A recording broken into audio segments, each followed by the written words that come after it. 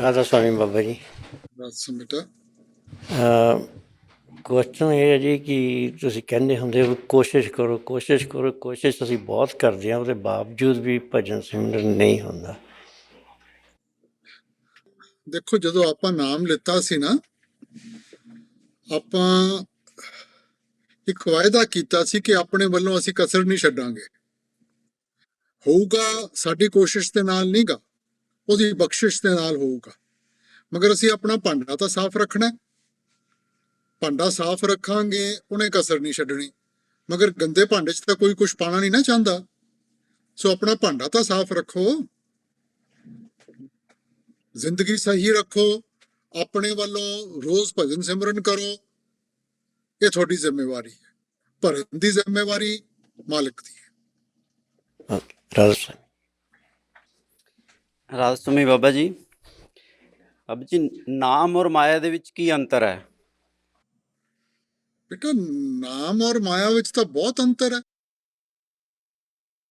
ਕਿਉਂਕਿ ਮਾਇਆ ਤੋਂ ਬਚਣ ਵਾਸਤੇ ਤਾਂ ਆਪਾਂ ਨਾਮ ਦਾ ਸਹਾਰਾ ਲੈਂਦੇ ਆ। ਮਾਇਆ ਵਕਤ ਨੂੰ ਕਹਿੰਦੇ ਆ। ਨਾਮ ਉਹ ਤਾਕਤ ਹੈ ਜਿਹਨੇ ਸ੍ਰਿਸ਼ਟੀ ਨੂੰ ਬਣਾਇਆ ਹੈ, ਜੋ ਵਕਤ ਤੋਂ ਕਿਤੇ ਅੱਗੇ ਹੈਗੀ ਹੈ। ਬੇਟਾ, ਜੇ ਆਪਾਂ ਵਕਤ ਦੇ ਦਾਇਰੇ ਚੋਂ ਨਿਕਲਣਾ ਹੈ, ਉਸ ਸਤਨਾਮ ਸਮੁੰਦਰ ਵਿੱਚ ਸਮਾਣਾ ਹੈਗਾ, ਤਾਂ ਆਪਾਂ ਨੂੰ ਨਾਮ ਦਾ ਸਹਾਰਾ ਚਾਹੀਦਾ, ਨਹੀਂ ਤਾਂ ਅਸੀਂ ਨਹੀਂ ਨਿਕਲ ਸਕਦੇ। ਬਾਣੀ 'ਚ ਆਪਾਂ ਪੜ੍ਹਦੇ ਆ ਨਾ, ਮੂਤ ਪਲੀਤੀ ਕੱਪੜ ਹੋਵੇ। ਕੋਈ ਕੱਪੜਾ ਗੰਦਾ ਹੋ ਜਾਂਦਾ ਹੈ, ਆਪਾਂ ਸਾਬਣ ਔਰ ਪਾਣੀ ਲੈ ਕੇ ਧੋ ਸਕਦੇ ਹਾਂ। ਮਗਰ ਜਿਹੜੀ ਅੰਦਰਲੀ ਮੈਲ ਹੈ, ਭਰੀਏ ਮਤ ਪਾਪਾਂ ਕੇ ਸੰਗ, ਉਹ ਧੋਪੇ ਨਾਵੇਂ ਕੇ ਰੰਗ। ਪਰਮਾ ਜੀ, ਇਸ ਤਰ੍ਹਾਂ ਵੀ ਕਹਿੰਦੇ ਨੇ ਕਿ ਇਹ ਜਿਹੜੀ ਸਾਰੀ ਰਚਨਾ ਹੈ ਇਹ ਮਾਇਆ ਨੇ ਬਣਾਈ ਹੈਗੀ ਆ, ਔਰ ਸਤਸੰਗ 'ਚ ਆਪਾਂ ਏਦਾਂ ਵੀ ਸੁਣਦੇ ਹਾਂ ਕਿ ਇਹ ਸਾਰੀ ਨਾਮ ਨੇ ਪੈਦਾ ਕੀਤੀ ਹੈ। ਨਹੀਂ ਬੇਟਾ, ਮਾਇਆ ਨੇ ਕੀ ਬਣਾਉਣਾ ਹੈਗਾ। ਨਾਮੋ ਉਪਜੇ ਨਾਮੋ ਬਿਨਸੇ। ਸਾਰਾ ਕੁਝ ਨਾਮ ਦੇ ਜ਼ਰੀਏ ਬਣਾਇਆ ਗਿਆ ਹੈਗਾ। ਨਾਮ ਦੇ ਜ਼ਰੀਏ ਬਣਾ ਕੇ ਕਿਸੇ ਦੇ ਵਸ ਕਰਤੀ। ਅਸੀਂ ਮਾਇਆ ਦੇ ਵਸ ਹੋ ਗਏ ਹਾਂ, ਮਗਰ ਮਾਇਆ ਬਣਾ ਨਹੀਂ ਸਕਦੀ ਕੁਛ। ਅਸੀਂ ਤਾਂ ਨਹੀਂ ਮਹਾਰਾਜ ਜੀ ਕੁਝ ਬਣਾ ਸਕਦੇ, ਪਰ ਇਹ ਜਿਹੜੀ ਸਾਰੀ ਰਚਨਾ ਹੈ ਇਹ ਆਪਾਂ ਜਿਸ ਤਰ੍ਹਾਂ ਬਾਣੀ 'ਚ ਪੜ੍ਹਦੇ ਵੀ ਹਾਂ, ਦੋਨੇ ਪਾਸੇ ਕੰਟਰਾਡਿਕਸ਼ਨ ਲੱਗਦੀ ਹੈ। ਜਿਸ ਤਰ੍ਹਾਂ ਕਹਿੰਦੇ ਨੇ ਕਿ ਜਗ ਰਚਨਾ ਸਭ ਝੂਠ ਹੈ, ਜਾਣ ਲਿਓ ਰੇ ਮੀਤ। ਦੂਸਰੇ ਪਾਸੇ ਇਹ ਵੀ ਕਹਿੰਦੇ ਆ ਕਿ ਜੋ ਮਾਲਕ ਨੇ ਬਣਾਇਆ, ਮਾਲਕ ਆਪ ਸੱਚ ਹੈ, ਉਹਦੀ ਰਚਨਾ ਵੀ ਸੱਚ ਹੈ। ਬਾਣੀ ਦੇ ਵਿੱਚ ਇਸ ਤਰ੍ਹਾਂ ਵੀ ਆਉਂਦਾ ਹੈ। ਪਹਿਲਾਂ ਆਪਾਂ ਮਾਲਕ ਨੂੰ ਰਚਨਾ ਵਿੱਚ ਦੇਖੀਏ ਨਾ, ਤਾਂ ਹੀ ਸੱਚ ਦਾ ਅਹਿਸਾਸ ਹੋਊਗਾ। ਇਸ ਵਕਤ ਆਪਾਂ ਬੜੇ ਕਨਸੈਪਚੁਅਲ ਸਟੇਟ ਵਿੱਚ ਹੈ, ਖਿਆਲੀ ਦੁਨੀਆ 'ਚ ਬੈਠੇ ਹਾਂ। ਜਿੰਨਾ ਚਿਰ ਸਾਨੂੰ ਸੱਚ ਦਾ ਅਹਿਸਾਸ ਨਹੀਂ ਹੋਊਗਾ ਬੇਟਾ, ਤਾਂ ਸੱਚ ਕਿਵੇਂ ਦੇਖਾਂਗੇ ਆਪਾਂ ਸਾਰੀਆਂ ਚੀਜ਼ਾਂ ਵਿੱਚ। ਸੱਚ ਸਿਰਫ ਮਾਲਿਕ ਹੈ ਬੇਟਾ, ਮਗਰ ਸਾਡੇ ਅੰਦਰ ਤਾਕਤ ਨਹੀਂ ਕਿ ਉਸ ਸੱਚ ਦੇ ਅਹਿਸਾਸ ਦੇ ਇਸ ਵਕਤ। ਇਸ ਕਰਕੇ ਸਾਨੂੰ ਸਿਰਫ ਮਾਇਆ ਦਿਖਦੀ ਹੈ। ਮਾਇਆ ਕਿਸ ਨੂੰ ਕਹਿੰਦੇ ਆ? ਆਏ ਜਾਏ ਸੋ ਮਾਇਆ, ਜਿਹੜੀ ਆਂਦੀ ਜਾਂਦੀ ਹੈ, ਜਿਹੜੇ ਵਕਤ ਦੇ ਦਾਇਰੇ ਵਿੱਚ ਹੈ, ਜਿਹੜੀ ਬਦਲਦੀ ਹੈ। ਸੱਚ ਨਹੀਂ ਬਦਲਦਾ ਕਦੇ। ਜੀ ਮਹਾਰਾਜ, ਜਿਸ ਤਰ੍ਹਾਂ ਇਹ ਸਰੀਰ ਜਿਹੜਾ ਹੈ ਇਹ ਇਸ ਲੱਗਦਾ ਹੈ ਕਿ ਇਹ ਇਸ ਸੰਸਾਰ ਦਾ ਅੰਸ਼ ਹੈ। ਜਿਸ ਤਰ੍ਹਾਂ ਸਰੀਰ ਹੈ ਪੰਜਾਂ ਤੱਤਾਂ ਦਾ ਬਣਿਆ ਹੈ, ਸੰਸਾਰ ਵੀ ਜਿਹੜਾ ਹੈ ਇਹ ਜਿਹੜੀ ਰਚਨਾ ਇਹ ਵੀ ਪੰਜਾਂ ਤੱਤਾਂ ਦੀ ਬਣੀ ਹੈ। ਔਰ ਬਾਣੀ ਵਿੱਚ ਇਸ ਤਰ੍ਹਾਂ ਵੀ ਆਉਂਦਾ ਹੈ ਕਿ ਔਰ ਆਪਾਂ ਸਤਸੰਗ ਵੀ ਸੁਣਦੇ ਹਾਂ ਕਿ ਆਤਮਾ ਜਿਹੜੀ ਆ ਇਹ ਪਰਮਾਤਮਾ ਦਾ ਅੰਸ਼ ਹੈ। ਤਾਂ ਇਸ ਤਰ੍ਹਾਂ ਵੀ ਕਹਿੰਦੇ ਕਿ ਆਤਮਾ ਹੀ ਪਰਮਾਤਮਾ ਹੈ। ਸਭ ਕੁਝ ਜੇ ਅਹਿਸਾਸ ਕਰਨ ਦੀ ਲੋੜ ਹੈ ਨਾ, ਜਦੋਂ ਤੁਸੀਂ ਆਪਣੇ, ਇਸੇ ਕਰਕੇ ਤਾਂ ਸਾਨੂੰ ਕਿਹਾ ਜਾਂਦਾ ਹੈ ਸੈਲਫ ਰੀਅਲਾਈਜ਼ੇਸ਼ਨ ਬਿਫੋਰ ਗੋਡ ਰੀਅਲਾਈਜ਼ੇਸ਼ਨ। ਸੋਚਣ ਨਿਰਮਲ ਜਨ ਆਪ ਪਛਾਤਾ। ਜਦੋਂ ਆਪਣੀ ਪਹਿਚਾਨ ਹੋ ਗਈ, ਪਹਿਚਾਨ ਕੀ ਹੋਊਗੀ? ਕਿ ਅਸੀਂ ਤਾਂ ਮਾਲਿਕ ਦੇ ਅੰਸ਼ ਹਾਂ, ਅਸੀਂ ਤਾਂ ਮਾਲਿਕ ਦਾ ਹਿੱਸਾ ਹੈ। ਉਹੀ ਤਾਂ ਪਹਿਚਾਨ ਹੋਊਗੀ। ਬੂੰਦ ਸਮੁੰਦਰ 'ਚ ਮਿਲ ਕੇ ਤਾਂ ਸਮੁੰਦਰ ਬਣ ਜਾਂਦੀ ਹੈ। ਉਹਦੇ ਆਪਣਾ ਵਜੂਦ ਤਾਂ ਨਹੀਂ ਰਹਿੰਦਾ। ਜੀ ਸੋ ਬਾਣੀ ਕਹਿੰਦੀ ਹੈ ਆਤਮ ਮੇ ਰਾਮ, ਰਾਮ ਮੇ ਆਤਮ, ਚੀਨਸ ਗੁਰ ਵਿਚਾਰ। ਇਸ ਭੇਦ ਨੂੰ ਕੋਈ ਵਿਰਲਾ ਹੀ ਪਹਿਚਾਨ ਪਾਇਆ। ਜੀ ਇਹ ਤਾਂ ਉਹੀ ਗੱਲ ਹੈ ਨਾ ਕਿ ਜਿਹੜੀ ਸੂਰਜ ਦੀ ਕਿਰਨ ਹੈ ਔਰ ਸੂਰਜ ਕੀ ਉਹ ਅਲੱਗ ਹੈ ਕਿ ਇੱਕ ਚੀਜ਼ ਹੈ? ਹੁਣ ਕਿਰਨ ਤਾਂ ਸੂਰਜ ਤੋਂ ਬਗੈਰ ਨਹੀਂ ਰਹਿ ਸਕਦੀ, ਸੂਰਜ ਕਿਰਨ ਤੋਂ ਬਗੈਰ ਰਹਿ ਸਕਦਾ ਹੈ। ਸੋ ਸੂਰਜ ਦੀ ਕਿਰਨ ਤਾਂ ਇੱਕ ਪ੍ਰੋਜੈਕਸ਼ਨ ਹੈ, ਅਸਲ ਤਾਂ ਸੂਰਜ ਹੈ ਨਾ। ਜੀ ਪਰ ਉਹ ਦੋ ਤਾਂ ਹੈ ਨਹੀਂ, ਫਿਰ ਉਹ ਇੱਕ ਹੀ ਹੈ। ਇੱਕ ਹੈ, ਮਗਰ ਮਾਇਆ ਨੇ, ਇਲੂਜ਼ਨ ਨੇ ਇਹੋ ਜਿਹੀ ਪ੍ਰੋਜੈਕਸ਼ਨ ਕੀਤੀ ਹੈ, ਕਿਉਂਕਿ ਆਤਮਾ ਨੇ ਸਰੀਰ ਧਾਰ ਲਿਆ ਤੇ ਸਰੀਰ ਕਰਕੇ ਅਸੀਂ ਸੋਚਦੇ ਹਾਂ ਮਾਲਿਕ ਅਲੱਗ ਹੈ, ਅਸੀਂ ਅਲੱਗ ਹੈ। ਜਿਹੜਾ ਤੁਹਾਡੇ ਨਾਲ ਇਨਸਾਨ ਬੈਠਾ ਹੈ ਉਹ ਵੀ ਮਾਲਕ ਦਾ ਹਿੱਸਾ ਹੀ ਹੈ, ਮਗਰ ਤੁਸੀਂ ਆਪਣੇ ਆਪ ਨੂੰ ਉਸ ਤੋਂ ਅਲੱਗ ਸਮਝਦੇ ਹੋ ਕਿ ਨਹੀਂ ਸਮਝਦੇ ਹੋ? ਸੋ ਜਿੰਨਾ ਚਿਰ ਆਪਾਂ ਭਜਨ ਬੰਦਗੀ ਕਰਕੇ ਸੁਰਤ ਨੂੰ ਉੱਤੇ ਨਹੀਂ ਲੈ ਕੇ ਜਾਵਾਂਗੇ, ਅਸੀਂ ਇਹਨਾਂ ਭਰਮਾਂ ਚੋਂ ਨਹੀਂ ਨਿਕਲ ਸਕਦੇ। ਇਸ ਵਕਤ ਸਮਝਾ ਕੇ ਸਾਨੂੰ ਕੋਈ ਇਹ ਚੀਜ਼ਾਂ ਦੱਸ ਸਕਦਾ ਹੈ, ਮਗਰ ਅਹਿਸਾਸ ਨਹੀਂ ਹੈ ਬੇਟਾ। ਅਹਿਸਾਸ ਉਦੋਂ ਹੋਊਗਾ ਜਦੋਂ ਆਪਾਂ ਇਹਨਾਂ ਚੀਜ਼ਾਂ ਨੂੰ ਮਹਿਸੂਸ ਕਰਾਂਗੇ। ਤੇ ਪਰਮਾਤਮਾ ਕਿਆ ਸਿਰਫ ਇੱਕ ਮਹਿਸੂਸ ਕਰਨ ਵਾਲੀ ਚੀਜ਼ ਹੀ ਹੈ? ਦੇਖੋ, ਜਿਵੇਂ ਤਸਵੀਰ ਹੁੰਦੀ ਹੈ ਨਾ, ਜੇ ਚਿੱਤਰ ਹੈ ਤਾਂ ਚਿੱਤਰਕਾਰ ਵੀ ਹੋਊਗਾ, ਜੇ ਕ੍ਰੀਏਸ਼ਨ ਹੈ ਤਾਂ ਕ੍ਰੀਏਟਰ ਵੀ ਹੋਊਗਾ। ਹੁਣ ਉਸ ਕ੍ਰੀਏਟਰ ਨੂੰ ਆਪਾਂ ਪਰਮਾਤਮਾ ਕਹੀਏ, ਵਾਹਿਗੁਰੂ ਕਹੀਏ, ਅਕਾਲ ਪੁਰਖ ਕਹੀਏ, ਗੋਡ ਕਹੀਏ, ਰੱਬ ਕਹੀਏ, ਜੋ ਮਰਜ਼ੀ ਕਹੀਏ, ਠੀਕ ਹੈ ਨਾ। ਹੁਣ ਜਿਹੜੇ ਰੱਬ ਨੂੰ ਨਹੀਂ ਮੰਨਦੇ ਉਹ ਕੀ ਕਹਿੰਦੇ ਆ? ਉਹ ਕਹਿੰਦੇ ਆ ਕਿ ਜੀ ਸਾਰੀ ਦੁਨੀਆ એનર્ਜੀ ਨਾਲ ਬਣੀ ਹੈ ਔਰ એનર્ਜੀ ਨਾਲ ਚੱਲ ਰਹੀ ਹੈ, ਔਰ એનર્ਜੀ ਦਾ ਇੱਕ ਫੋਕਲ ਪੁਆਇੰਟ ਤਾਂ ਹੋਊਗਾ ਜਿੱਥੋਂ એનર્ਜੀ ਆ ਰਹੀ ਹੈ। ਹੁਣ એનર્ਜੀ ਨੂੰ ਤੁਸੀਂ ਸਬਸਟੀਟਿਊਟ ਕਰਕੇ ਸ਼ਬਦ ਕਹਿ ਦਿਓ, ਉਸ ਫੋਕਲ ਪੁਆਇੰਟ ਨੂੰ ਤੁਸੀਂ ਕਹਿ ਦਿਓ ਮਾਲਿਕ ਕਹਿ ਦਿਓ, ਤਾਂ ਗੱਲ ਤਾਂ ਇੱਕੋ ਹੀ ਹੈ, ਫਰਕ ਤਾਂ ਨਹੀਂ ਕੁਝ ਕਹਿ ਰਹੇ ਅਸੀਂ। ਲਫ਼ਜ਼ਾਂ ਦਾ ਹੇਰ ਫੇਰ ਹੀ ਹੋ ਗਿਆ। तो फिर महाराज जी जो क्रिएशन और क्रिएटर ਹਾਂ, ये फिर एक है या दो आ? ਇੱਕੋ ਹੀ ਹੈ। राधा ਰਾਧਾ ਸਵਾਮੀ ਬਾਬਾ ਜੀ। ਬਾਬਾ ਜੀ, ਮੇਰਾ ਇਹ ਕੁਐਸਚਨ ਸੀ ਕਿ ਜਦੋਂ ਮੈਂ ਭਜਨ ਸਿਮਰਨ ਤੇ ਬੈਠਦੀ ਹਾਂ, ਮੈਂ ਅਲਾਰਮ ਲਗਾ ਕੇ ਬੈਠ ਜਾਂਦੀ ਹਾਂ, ਤੇ ਲਾਈਕ ਸਾਨੂੰ ਅਲਾਰਮ ਲਗਾ ਕੇ ਬੈਠਣਾ ਚਾਹੀਦਾ ਹੈ ਕਿ ਨਹੀਂ? ਬੇਟਾ ਜੋ ਮਰਜ਼ੀ ਕਰੋ, ਮਗਰ ਜਦੋਂ ਭਜਨ ਸਿਮਰਨ 'ਚ ਬੈਠੇ ਹੁੰਦੇ ਹੋ ਉਦੋਂ ਧਿਆਨ ਲਗਾਓ ਬਸ। ਅੱਜ ਕੱਲ ਜ਼ਿੰਮੇਵਾਰੀਆਂ ਇੰਨੀਆਂ, ਵਕਤ ਦੇ ਅਨੁਸਾਰ ਚੱਲਣਾ ਪੈਂਦਾ ਹੈਗਾ, ਸੋ ਇਸ ਕਰਕੇ ਠੀਕ ਹੈਗਾ, ਮਗਰ ਜਦੋਂ ਭਜਨ ਸਿਮਰਨ 'ਚ ਬੈਠੇ ਹੋ ਉਦੋਂ ਧਿਆਨ ਘੜੀ ਵੱਲ ਨਹੀਂ ਹੋਣਾ ਚਾਹੀਦਾ, ਉਦੋਂ ਧਿਆਨ ਅੰਤਰਮੁਖ ਰੱਖੋ। ਹਾਂਜੀ ਬਾਬਾ ਜੀ, ਧਿਆਨ ਬਿਕਾਜ਼ ਜਦੋਂ ਮੈਂ ਨਹੀਂ ਅਲਾਰਮ ਲਗਾਉਂਦੀ ਸੀ ਉਦੋਂ ਮੈਂ 1 ਘੰਟੇ ਬਾਅਦ ਉੱਠ ਜਾਂਦੀ ਸੀ, 1.5 ਘੰਟੇ ਬਾਅਦ ਉੱਠ ਜਾਂਦੀ ਸੀਗੀ। ਬਟ ਹੁਣ ਮੈਂ ਜਿੱਦਾਂ ਮੇਰਾ ਅਲਾਰਮ ਹੁੰਦਾ 2 ਘੰਟੇ ਬਾਅਦ ਤੇ ਅੱਧਾ ਘੰਟਾ ਬਾਅਦ 'ਚ ਮੈਂ ਪੂਰਾ ਟਾਈਮ ਲਗਾ ਸਕਦੀ ਹਾਂ ਆਪਣਾ। ਤੇ ਜੋ ਮਰਜ਼ੀ ਕਰੋ, ਬਸ ਉਸ ਵਕਤ ਧਿਆਨ ਰੱਖੋ ਬਸ। ਤੇ ਬਾਬਾ ਜੀ, ਜਦੋਂ 1 ਘੰਟੇ ਬਾਅਦ ਜਾਂ 1.5 ਘੰਟੇ ਬਾਅਦ ਥੱਕ ਜਾਂਦੇ ਹਾਂ, ਦੂਸਰੇ ਆਸਣ ਵਿੱਚ ਮੈਂ ਬੈਠ ਜਾਂਦੀ ਹਾਂ, ਕੀ ਸਾਨੂੰ ਦੂਸਰੇ ਆਸਣ ਵਿੱਚ ਬੈਠਣਾ ਚਾਹੀਦਾ ਹੈ ਕਿ ਨਹੀਂ? ਬੇਟਾ ਜਿੰਨਾ ਬੈਠ ਸਕਦੇ ਹੋ ਇੱਕ ਆਸਣ ਵਿੱਚ ਕੋਸ਼ਿਸ਼ ਕਰੋ, ਨਹੀਂ ਤਾਂ ਜੇ ਆਪਾਂ ਬਾਰ-ਬਾਰ ਬਦਲਦੇ ਰਵਾਂਗੇ ਤਾਂ ਮਨ ਵੀ ਡੋਲ ਜਾਊਗਾ। ਸੋ ਇਸ ਕਰਕੇ ਕੋਸ਼ਿਸ਼ ਕਰੋ ਕਿ ਇੱਕ ਆਸਣ 'ਚ ਬੈਠੀਏ, ਮਗਰ ਜੇ ਪੀੜ ਜ਼ਿਆਦਾ ਹੈਗੀ ਹੈ ਤਾਂ ਫਿਰ ਬਦਲੋ। ਠੀਕ ਹੈ ਬਾਬਾ ਜੀ। ਬੱਚੀਆਂ, ਹਸਬੈਂਡ ਹੈ, ਉਹਨਾਂ ਤੇ ਦਇਆ ਮਿਹਰ ਬਣਾਈ ਰੱਖਣੀ, ਸਾਰੀ ਸੰਗਤ ਨੂੰ ਬਾਬਾ ਜੀ ਨਾਮਦਾਨ ਦੀ ਬਖਸ਼ਿਸ਼ ਕਰਨੀ। ਰਾਧਾ ਰਸਮ ਬਾਬਾ ਜੀ। ਬਾਬਾ ਜੀ ਸਾਰਾ ਕੁਝ ਦਿੱਤਾ ਜੀ ਤੁਸੀਂ, ਬਹੁਤ ਖੁਸ਼ ਹਾਂ ਜੀ। ਬਾਬਾ ਜੀ ਮੈਨੂੰ ਕੀ ਕਰਨਾ ਚਾਹੀਦਾ? ਇਨਾਮਦਾਨ ਨਹੀਂ ਮਿਲਿਆ ਜੀ ਇਹ। ਬੇਟਾ ਚੰਗੇ ਇਨਸਾਨ ਬਣੋ, ਸਾਰਾ ਕੁਝ ਆਪਾਂ ਨੀਂਹ ਤਾਂ ਬਣਾਉਣੀ ਹੈ ਨਾ। ਕੋਈ ਘਰ ਬਣਾਉਣਾ ਹੋਵੇ, ਇਮਾਰਤ ਬਣਾਉਣੀ ਹੋਵੇ, ਪਹਿਲਾਂ ਨੀਂਹ ਬਣਾਉਣ ਦੀ ਲੋੜ ਹੈ। ਜੇ ਨੀਂਹ ਤਾਕਤਵਰ ਹੋਊਗੀ ਤਾਂ ਜਿੰਨੀ ਮਰਜ਼ੀ ਵੱਡੀ ਇਮਾਰਤ ਬਣਾ ਲਓ, ਤਾਂ ਜੇ ਨੀਂਹ ਕਮਜ਼ੋਰ ਹੈ ਤਾਂ ਕੁਝ ਵੀ ਨਹੀਂ ਬਣ ਸਕਦਾ ਬੇਟਾ। ਸੋ ਚੰਗੇ ਇਨਸਾਨ ਬਣੋ, ਮਾਂ-ਬਾਪ ਦੀ ਸੇਵਾ ਕਰੋ, ਇਹ ਆਪਣੀ ਨੀਂਹ ਹੈ। ਫਿਰ ਜਦੋਂ ਨਾਮਦਾਨ ਮਿਲੂਗਾ ਆਪਾਂ ਜਿੰਨਾ ਮਰਜ਼ੀ ਕਰੀਏ। ਬਾਬਾ ਜੀ ਜਦੋਂ ਵੀ ਟਾਈਮ ਮਿਲਦਾ ਆ ਉਦੋਂ ਸੇਵਾ ਕਰੀ ਆਈਦਾ ਜੀ। ਜਦੋਂ ਵੀ ਸਾਨੂੰ ਹੁਕਮ ਮਿਲਦਾ ਆ ਅਸੀਂ ਆਈ ਦੀ ਆ, ਸੇਵਾ ਕਰੀ ਦੀ ਆ। ਅਤੇ ਬਸ ਬਾਬਾ ਜੀ ਇੱਕੋ ਇਹੀ ਆ ਜੀ, ਬਸ ਇੱਦਾਂ ਲੱਗਦਾ ਜੀ ਬਹੁਤ ਲੇਟ ਹੋਈ ਜਾਂਦੇ ਆ। ਨਹੀਂ, ਇਹੋ ਜਿਹੀ ਕੋਈ ਗੱਲ ਨਹੀਂ, ਤੁਸੀਂ ਅਪਲਾਈ ਕਰੋ। ਇਹ ਨਹੀਂ ਕਦੇ ਵੀ ਸੋਚੀਦਾ ਕਿ ਮੈਂ ਉੱਥੇ ਜਾ ਕੇ ਲੈਣਾ ਜਾਂ ਇੱਥੇ ਲੈਣਾ ਹੈਗਾ, ਤੁਸੀਂ ਅਪਲਾਈ ਕਰੋ, ਠੀਕ ਹੈ ਨਾ। ਔਰ ਬੇਟਾ ਸੇਵਾ ਵੀ ਇਨਸਾਨ ਆਪਣੀ ਲੋੜ ਨੂੰ ਕਰਦਾ, ਸੇਵਾ ਦੀ ਸਾਨੂੰ ਲੋੜ ਨਹੀਂ, ਸਾਨੂੰ ਸੇਵਾ ਦੀ ਲੋੜ ਹੈ। ਸੋ ਇਸ ਕਰਕੇ ਬੇਟਾ, ਕਿਉਂਕਿ ਜਿੰਨਾ ਚਿਰ ਆਪਾਂ ਮਾਹੌਲ ਨਹੀਂ ਬਣਾਵਾਂਗੇ, ਨਹੀਂ ਤਾਂ ਆਪਾਂ ਤਾਂ ਇਸ ਕਾਇਨਾਤ ਵਿੱਚ ਉਹੀ ਬਹਿ ਜਾਵਾਂਗੇ। ਸੋ ਚੰਗਾ ਮਾਹੌਲ ਹੋਊਗਾ ਤਾਂ ਹੀ ਆਪਣੇ ਆਪ ਨੂੰ ਬਚਾ ਕੇ ਰੱਖਾਂਗੇ ਬੇਟਾ। ਠੀਕ ਹੈ ਬਾਬਾ ਜੀ। ਬਾਬਾ ਜੀ ਬਸ ਮੈਨੂੰ ਇੰਨਾ ਬਲ ਬਖਸ਼ੋ ਕਿ ਆਪਣੇ ਮਾਂ ਪਿਓ ਦੀ ਸੇਵਾ ਕਰ ਸਕਾਂ। ਬਸ। ਸੰਭਵ ਜੀ ਇੱਕ ਬੜੀ ਵੱਡੀ ਉਲਝਣ ਰਹੀ ਹੈ ਮੈਨੂੰ ਹਮੇਸ਼ਾ ਹੀ ਕਿ ਦਇਆ ਕੀ ਹੁੰਦੀ ਹੈ।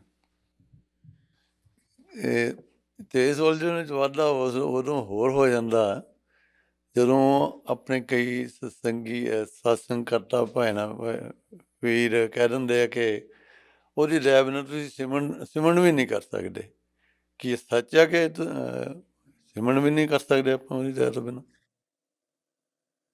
ਬਿਲਕੁਲ ਠੀਕ ਹੈ ਬੇਟਾ, ਕਿਉਂਕਿ ਦੇਖੋ ਜੋ ਆਪਾਂ ਕਰਦੇ ਆ ਨਾ ਉਹ ਸਾਡੇ ਕਾਬਲੀਅਤ ਦੇ ਉੱਤੇ ਡਿਪੈਂਡ ਕਰਦਾ ਹੈ, ਮਗਰ ਜਿਹੜੀ ਦਇਆ ਹੈ ਉਹ ਸਾਡੇ ਪਿਆਰ ਦੇ ਨਾਲ ਆਉਂਦੀ ਹੈ। ਸੋ ਮਾਲਿਕ ਅਗਰ ਕਾਬਲੀਅਤ ਦੇਖੇ ਤਾਂ ਆਪਾਂ ਤਾਂ ਇੱਕ ਕਦਮ ਅੱਗੇ ਨਹੀਂ ਰੱਖ ਸਕਦੇ, ਕਿਉਂਕਿ ਸਾਡੇ ਤਾਂ ਕਰਮ ਹੀ ਇੰਨੇ ਆ। ਮਗਰ ਇਹਦੇ ਬਾਵਜੂਦ ਕਿਉਂਕਿ ਪ੍ਰੇਮ ਔਰ ਪਿਆਰ ਦਾ ਰਿਸ਼ਤਾ ਹੈ, ਉਹ ਇੰਨੀ ਦਇਆ ਕਰਦਾ ਹੈ ਤਾਂ ਹੀ ਆਪਾਂ ਅੱਗੇ ਕਦਮ ਚੁੱਕਦੇ ਹਾਂ। ਤਾਂ ਫਿਰ ਦਇਆ ਬਾਬਾ ਜੀ ਦਇਆ ਫਿਰ ਕੀ ਹੁੰਦੀ ਹੈ? ਉਹਦੀ ਬਖਸ਼ਿਸ਼, ਉਹਦੀ ਰਹਿਮਤ, ਉਹਦੀ ਦਾਤ। ਠੀਕ ਹੈ ਜੀ, ਆਸਾਨ। ਰਾਧਾ ਸਵਾਮੀ ਬਾਬਾ ਜੀ, ਰਾਧਾ ਸਵਾਮੀ ਬਾਬਾ ਜੀ। ਬਾਬਾ ਜੀ ਆਪਣੀ ਧੀ ਦੀ ਇੱਕ ਅਰਦਾਸ ਬੇਨਤੀ ਹੈ ਬਾਬਾ ਜੀ, ਆਪਦੀ ਹੁਕਮ ਨਾਲ ਮੇਰਾ ਸਿਮਰਨ ਬਹੁਤ ਜ਼ਿਆਦਾ ਬਹੁਤ ਸੋਹਣਾ ਚੱਲ ਰਿਹਾ ਬਾਬਾ ਜੀ, ਬੜਾ ਮਨ ਲੱਗਦਾ ਬਾਬਾ ਜੀ, ਬਹੁਤ ਖੁਸ਼ੀ ਹੁੰਦੀ ਹੈ ਬਾਬਾ ਜੀ। ਜਦੋਂ ਮੈਂ ਤੜਕੇ ਉੱਠਦੀ ਹਾਂ ਮੈਨੂੰ ਚਾਅ ਹੁੰਦਾ ਮੈਂ ਸਿਮਰਨ ਭਜਨ ਕਰਾਂ, ਮੈਂ ਆਪਣੇ ਬਾਬਾ ਜੀ ਨੂੰ ਖੁਸ਼ ਰੱਖਾਂ। ਬਾਬਾ ਜੀ ਜਦੋਂ ਮੈਂ ਤੁਹਾਨੂੰ ਖੁਸ਼ ਰੱਖੂੰਗੀ ਤੁਸੀਂ ਮੈਨੂੰ ਹਮੇਸ਼ਾ ਲਈ ਖੁਸ਼ ਰੱਖੋਗੇ ਬਾਬਾ ਜੀ। ਆਪ ਜੀ ਦਾ ਲੱਖ ਲੱਖ ਲੱਖ ਸ਼ੁਕਰ ਹੈ ਬਾਬਾ ਜੀ। ਆ ਬੱਚੀ ਦਾ ਸਿਰ ਤੁਹਾਡੇ ਚਰਨਾਂ ਤੇ ਮੇਰਾ ਦਾ ਹੱਥ ਸਿਰ ਤੇ ਹਮੇਸ਼ਾ ਰੱਖਿਓ ਬਾਬਾ ਜੀ। ਮੈਂ ਬਹੁਤ ਖੁਸ਼ ਹਾਂ, ਮੇਰੀ ਲਾਈਫ ਬਹੁਤ ਸੋਹਣੀ ਚੱਲ ਰਹੀ ਹੈ ਬਾਬਾ ਜੀ। ਇੱਕੋ ਦੁੱਖ ਹੈ ਮੈਨੂੰ, ਉਹ ਮੇਰਾ ਤੁਸੀਂ ਜਾਨੀ ਜਾਣਾ ਆਪ ਜਾਣਦੇ ਆ ਬਾਬਾ ਜੀ। ਬੱਚਾ ਹੈ ਉਹ ਤੇ ਜ਼ਰੂਰ ਦਿਆ ਮਿਹਰ ਕਰੋ please Baba ji, please Baba ji, please Baba ji. ਬੇਟਾ ਆਪਾਂ ਨਹੀਂ ਮਾਲਕ ਦੇ ਅੱਗੇ ਮਾਲਕ ਨੂੰ ਤੋਂ ਮੰਗਣਾ ਬੇਟਾ, ਬਿਨ ਬੋਲੇ ਸਭ ਕੁਝ ਜਾਣਦਾ ਕਿਸ ਆਗੇ ਕੀਜੀਏ ਅਰਦਾਸ। ਠੀਕ ਹੈ ਨਾ, ਉਹ ਸਭ ਜਾਣਦਾ ਹੈਗਾ, ਉਹਨੂੰ ਬਿਹਤਰ ਪਤਾ ਹੈ ਕਿ ਹਰੇਕ ਆਤਮਾ ਨੂੰ ਕੀ ਦੇਣਾ ਹੈ ਔਰ ਕੀ ਨਹੀਂ ਦੇਣਾ। ਆਪਾਂ ਤਾਂ ਉਹਦੇ ਭਾਣੇ 'ਚ ਰਹਿਣਾ ਹੈ, ਜੋ ਤਿਸ ਭਾਵੇ ਨਾਨਕਾ ਸਾਈ ਗੱਲ ਚੰਗੀ। ਉਹਦੇ ਭਾਣੇ 'ਚ ਰਵਾਂਗੇ, ਉਹਦੀ ਰਜ਼ਾ ਵਿੱਚ ਰਵਾਂਗੇ, ਉਹ ਆਪਣੇ ਆਪ ਬਖਸ਼ਿਸ਼ ਕਰੂਗਾ, ਸਾਰੀਆਂ ਜ਼ਿੰਮੇਵਾਰੀਆਂ ਨਿਭਾਉਣ ਦੀ ਤਾਕਤ ਦੇਊਗਾ। ਬਾਬਾ ਜੀ ਮੈਂ ਤੁਹਾਡੇ ਭਾਣੇ 'ਚ ਹਮੇਸ਼ਾ ਖੁਸ਼ ਰਹਿੰਦੀ ਹਾਂ, ਕਿੰਨਾ ਵੀ ਦੁੱਖ ਹੁੰਦਾ ਬਾਬਾ ਜੀ ਮੈਂ ਤੁਹਾਡੇ ਭਾਣੇ ਦੇ ਵਿੱਚ ਹਾਜ਼ਰ ਨਾਜ਼ਰ ਹਾਂ। ਮੇਰਾ ਪਤੀ ਬਹੁਤ ਆਪਾਂ ਚੰਗਾ ਪਰ ਜਤਾਣਾ ਬਾਬਾ ਨਹੀਂ ਜੀ। ਬੇਟਾ, ਹਾਂਜੀ ਨਹੀਂ ਆਪਾਂ ਜਤਾਣਾ ਨਹੀਂ, ਆਪਾਂ ਸੱਤ ਭਾਈ ਜਤਾਣਾ ਨਹੀਂਗਾ, ਹੱਥ ਆਪਾਂ ਸਿਰਫ ਬਸ ਖੁਸ਼ ਰਹਿਣਾ ਹੈ। ਖੁਸ਼ ਰਹਿਣਾ। Thank you Baba ji, thank you. Radha Swami Baba ji, Radha Swami. Good morning, Babaji. I have a question about meditation, and my meditation has to do with listening to the sound. And sometimes I would say that because of tendonitis, I have terrible cases of tendonitis, that when listening to the sound, I can sometimes hear the sound, sometimes it's from the left, more often, sometimes although it's from the center. And so and then the part of that question is I hear references in the books about catching the sound and maintaining the focus here. So I guess my question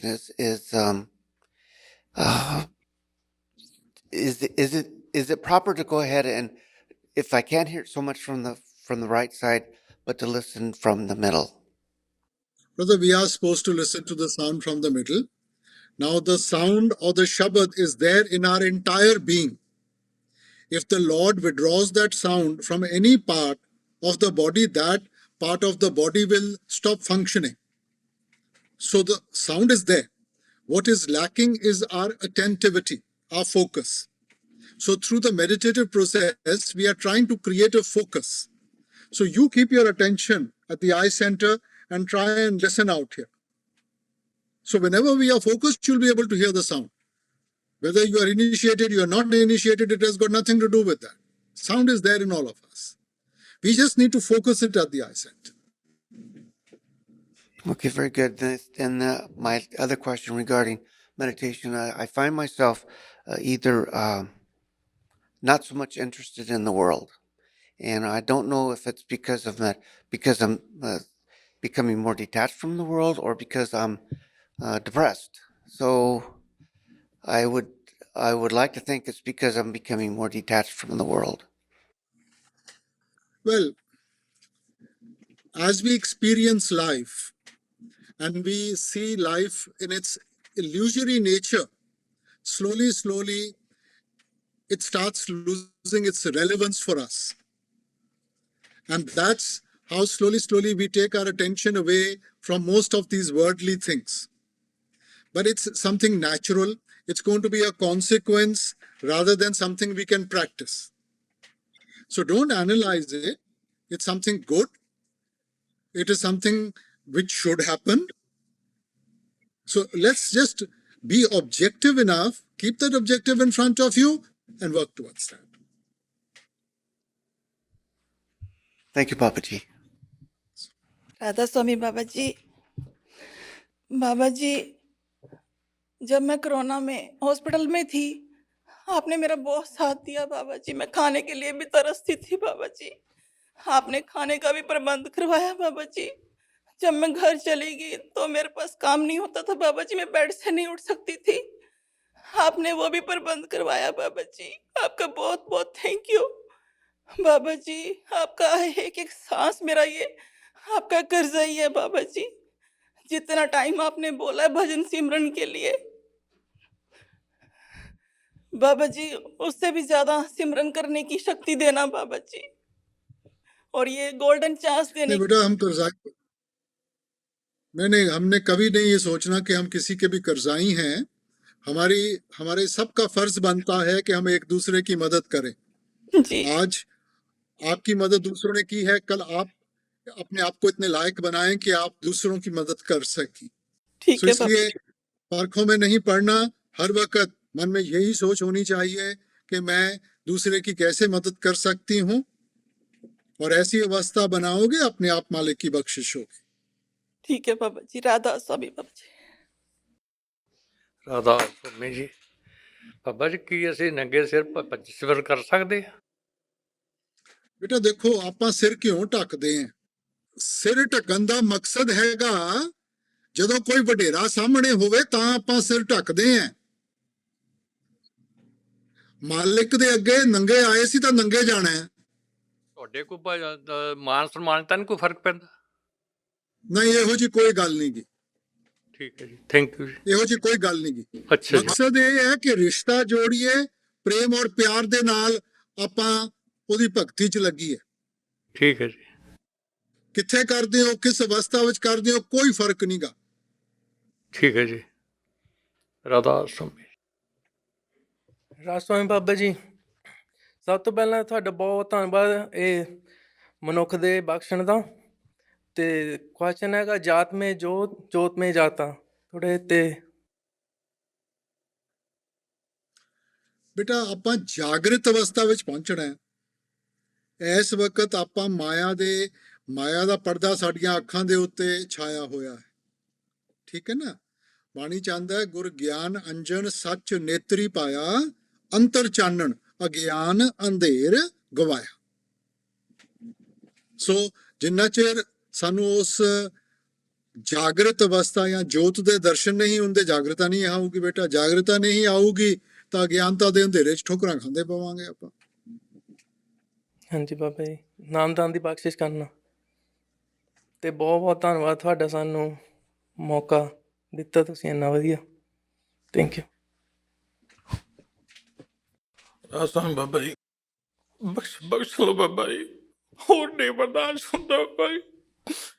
Baba ji 12 ਸਾਲ ਤੋਂ ਉਮਰ ਤੋਂ ਲੈ ਕੇ 37 ਸਾਲ ਦੀ ਉਮਰ ਹੋ ਗਈ ਬਾਬਾ ਜੀ, ਦੁੱਖਾਂ ਤੋਂ ਇਲਾਵਾ ਕੁਛ ਨਹੀਂ ਹੋਰ ਦੇਖਿਆ, ਹੋਰ ਬਰਦਾਸ਼ਤ ਨਹੀਂ ਹੁੰਦਾ। ਆਮ ਸੌਰੀ ਬਾਬਾ ਜੀ, ਮੈਨੂੰ ਗੱਲ ਵੀ ਨਹੀਂ ਕਰਨੀ ਆ ਰਹੀ।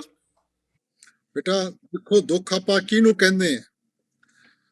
ਦੁੱਖ ਤਾਂ ਉਹ ਹੈ ਜਿਹੜਾ ਸਾਨੂੰ ਮਾਲਿਕ ਤੋਂ ਵਿਛੋੜਾ ਦਿੰਦਾ ਹੈ, ਔਰ ਸੁੱਖ ਉਹ ਹੈ ਜੋ ਸਾਨੂੰ ਮਾਲਕ ਦੇ ਤਰਫ ਲੈ ਕੇ ਜਾਂਦਾ ਹੈ। ਜਿਸ ਵੀ ਅਵਸਥਾ ਵਿੱਚ ਹੈ ਆਪਣੀ ਕਰਨੀ ਦੇ ਕਰਕੇ ਹੈ ਬੇਟਾ, ਕਿਸੇ ਹੋਰ ਦੀ ਕਰਨੀ ਕਰਕੇ ਤਾਂ ਨਹੀਂ। ਕਰਮੀ ਆਪੋ ਆਪਣੀ ਕੇ ਨੇੜੇ ਕੇ ਦੂਰ, ਸਾਡੇ ਹੀ ਕਰਮ ਹੈ ਬੇਟਾ। ਹੁਣ ਆਪਣੇ ਕਰਮਾਂ ਕਰਕੇ, ਆਪਣੀ ਕਿਸਮਤ ਕਰਕੇ ਇੱਕ ਮੁਕਾਮ ਤੇ ਖੜੇ ਹੋ ਗਏ। ਹੁਣ ਜੇ ਆਪਾਂ ਉਹਦੇ ਭਾਣੇ 'ਚ ਰਵਾਂਗੇ, ਉਸਦੀ ਰਜ਼ਾ ਵਿੱਚ ਰਵਾਂਗੇ, ਉਹਨੇ ਇਹਨਾਂ 'ਚੋਂ ਵੀ ਹੱਸਦੇ ਹੱਸਦੇ ਕੱਢ ਕੇ ਲੈ ਜਾਣਾ। ਤੇ ਜੇ ਆਪਣੀ ਮਨਮਰਜ਼ੀ ਕਰਾਂਗੇ ਬੇਟਾ ਫਿਰ ਬੋਝ ਹੋਰ ਵਧੂਗਾ ਔਰ ਬੋਝ ਦੇ ਨੀਚੇ ਦਬ ਕੇ ਰਹਿ ਜਾਾਂਗੇ ਆਪਾਂ। ਬਾਬਾ ਜੀ ਮੈਂ ਇਸ ਟਾਈਮ ਇਕੱਲਾ ਮਹਿਸੂਸ ਕਰ ਰਿਹਾ, ਕੋਈ ਨਹੀਂ ਮੇਰੇ ਨਾਲ ਹੈ। ਬੇਟਾ ਦੇਖੋ ਅਸਲੀਅਤ ਹੀ ਇਹ ਹੈ ਕਿ ਇਕੱਲੇ ਆਏ ਸੀ ਤਾਂ ਇਕੱਲੇ ਜਾਣਾ ਹੈ। ਇਹ ਸਾਡਾ ਭਰਮ ਹੈ। ਇਹ ਜਿਹੜਾ ਅਸੀਂ ਸੋਚਦੇ ਆ ਨਾ ਕਿ ਸਾਡੇ ਰਿਸ਼ਤੇਦਾਰ, ਯਾਰ ਦੋਸਤ, ਬਾਲ ਬੱਚੇ ਸਾਰੇ, ਦੇਖੋ ਗਰਜ਼ਾਂ ਦੇ ਰਿਸ਼ਤੇ ਹੈ, ਗਰਜ਼ ਖਤਮ ਹੋ ਜਾਂਦੀ ਹੈ, ਸਾਰੇ ਆਪਣੇ ਆਪਣੇ ਰਸਤੇ ਤੇ ਚੜੇ ਜਾਂਦੇ ਆ ਬੇਟਾ। ਅਸੀਂ ਤਾਂ ਇਹ ਜਿਹੜਾ ਜੀਵਨ ਹੈ ਨਾ, ਜਿਵੇਂ ਗੱਡੀ ਦਾ ਰੇਲ ਸਫ਼ਰ ਹੁੰਦਾ ਹੈ ਨਾ, ਗੱਡੀ ਦਾ ਰੇਲ ਸਫ਼ਰ 'ਚ ਕਈ ਸਟੇਸ਼ਨ ਆਉਂਦੇ ਆ, ਕਈ ਚੜ ਜਾਂਦੇ ਆ ਤੇ ਕਈ ਉਤਰ ਜਾਂਦੇ ਆ। ਉਹ ਸਾਡਾ ਜੀਵਨ ਦਾ ਸਫ਼ਰ ਹੈ ਬੇਟਾ। ਕਈਆਂ ਨੇ ਆਣਾ ਹੈ ਤਾਂ ਕਈਆਂ ਨੇ ਉਤਰ ਜਾਣਾ ਹੈ।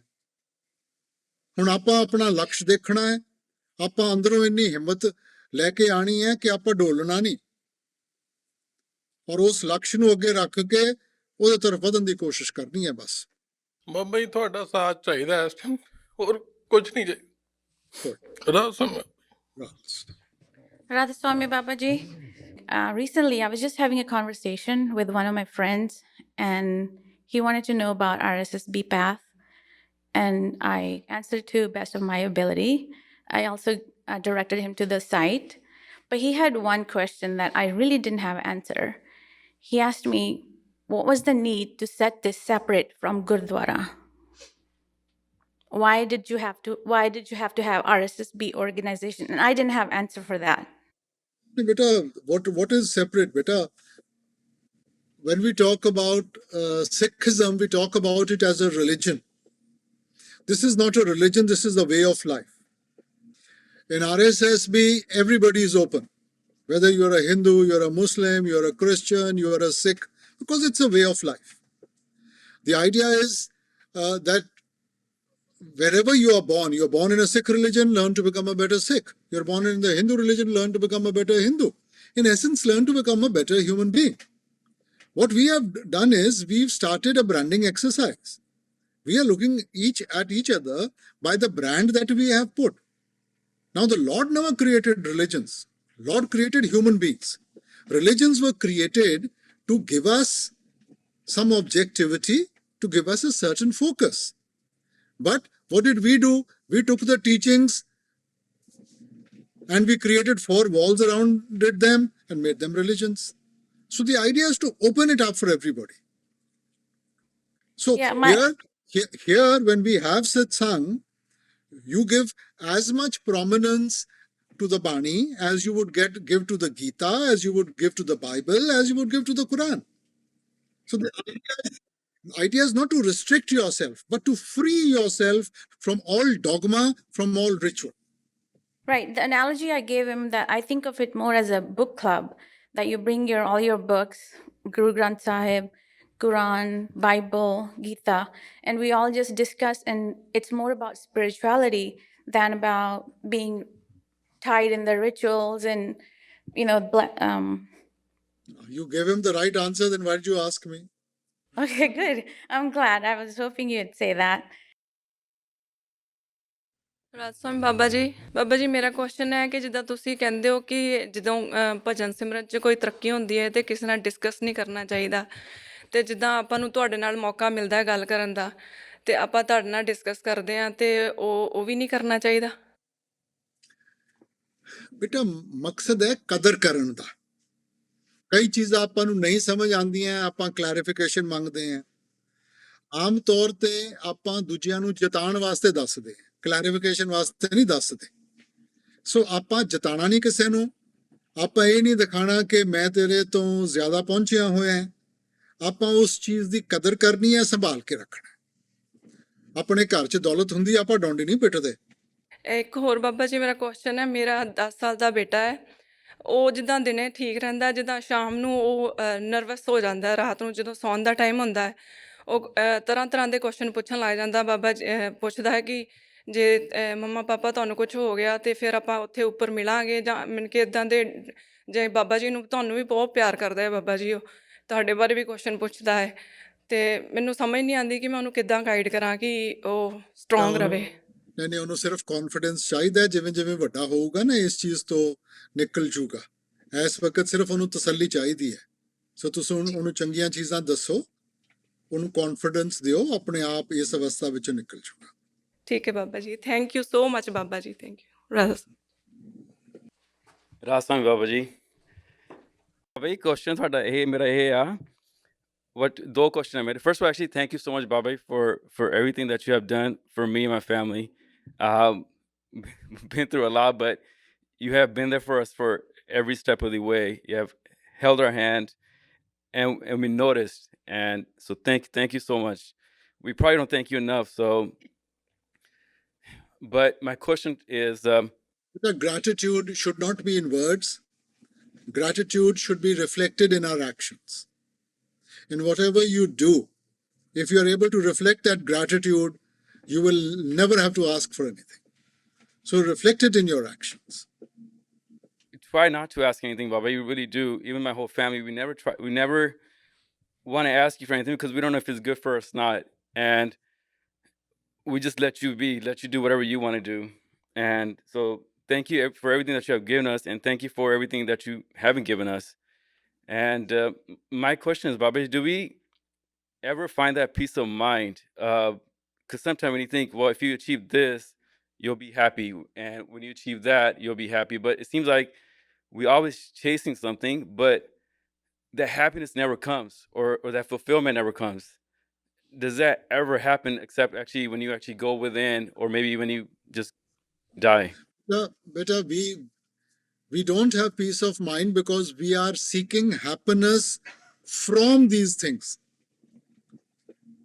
Happiness is within you, but you are seeking it from the outside. I agree that some money is necessary, but how much? I agree that if you have a position in life, it becomes easier to go through life. But the more senior you get in position, the more the responsibilities and the less peace of mind. So, in Indian language, we say, "Chinta miti chahat gayi, manua beparwa, jisko kachu na chahiye, wohi shahenshah." You know, we become slaves of our desires. This mind is constantly wanting, constantly wanting. Constantly your hand is stretched out. Who stretches out a hand? A beggar. The question is, how much do you need? Need versus desire. You need 2 sets of clothes, 2 square meals, a roof over your head, everything else is extra. I want to complicate my life. I want to live in a mansion. I want to eat 11-course meals. I want to wear designers' clothes. Well, welcome to the real world. Well, I have never wished for that, but obviously in your career, you always want to be successful and be at a certain level. Wrong. There's nothing wrong. There's nothing wrong with ambition. There's nothing wrong in money. It's only when ambition makes you do wrong things. That is what is wrong. Wanting to improve your life, nothing wrong. Money is not bad. Without money, you cannot exist. But when too much money, what it makes you do, that is bad. So it's your attitude. You have to learn to live with yourself. You have to be at peace with yourself. If you are at peace with yourself, you will get happiness from everything. But if you are not at peace with yourself, you can have all the money, all the positions, everything, and still be unhappy. No, thank you, Bobby. And also, last question I have is, how important is married life? Do we have to get married?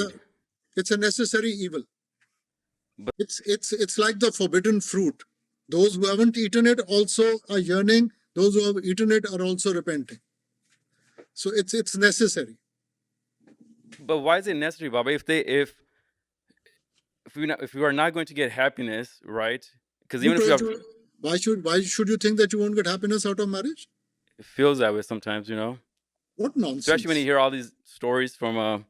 No stories. I've had a very happy married life. You see, beta, the idea of marriage is that 2 people get together to complement each other. And you have a friend with whom you can share the ups and downs of life better. Now, if you are looking for other things, beauty, all this, it's there for a few days and then it wears off. What you need is a good friend. And if you have a good friend, life becomes easier to go through. Thank you, Baba. Rasan kripa banaya kira sabte, Baba. Radha Babaji, firstly, I would like to thank you for giving us this opportunity. And my question is, when you help someone, whether it's a relative or a friend, and they're going through a tough time or a tough situation, and you give them a hand, but later you might think maybe they're paying for their past karmas, how does that reflect upon yourself? No, beta, we should not analyze. The idea is to help for the sake of helping, not for what you are going to get out of it or trying to protect your future. You do it because it's the right thing to do. And that is what your attitude should be in life. Do the right thing. You see, beta, the Lord never takes anybody's burden. We think that by giving we'll get so much short.